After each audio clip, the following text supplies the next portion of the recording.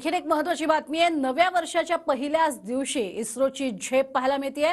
इस्रोच्या एक्स्पोसॅट उपग्रहाचं आज प्रक्षेपण होत आहे। ब्रह्मांडातील बारकाव्यांचं संशोधन करण्यासाठी इस्रोची ही महत्त्वाकांक्षी मोहीम आहे। सॅटेलाइटला 650 किलोमीटर उंचीवरती तैनात केलं जाणार आहे। ते नेमकी काय वैशिष्ट्ये आहेत इस्रोच्या या नव्या मोहिमेची ती पाहतोय। ब्लॅक होल सारख्या खगोलीय निर्मितीमागील रहस्य उकळण्याचा प्रयत्न हा केला जाणार आहे। PSLV C-58 एक्स्पोसॅट सह 10 अन्य उपग्रह प्रक्षेपित करणार आहे।